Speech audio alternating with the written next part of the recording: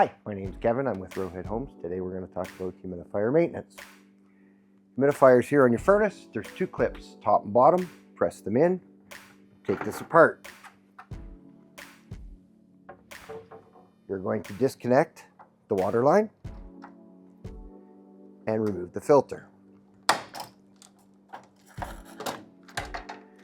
Check your filter, hold it up to the light, and if you can see through it, it's good.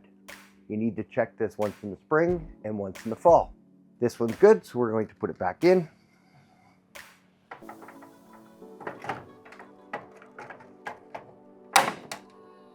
You don't want to wash these because there is an antibacterial agent on there, so you need to replace them if they are full.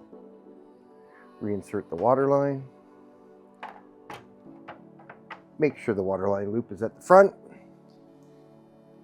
and reinstall your cover.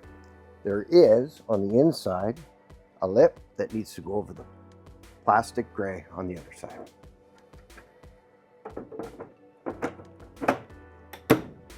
Done.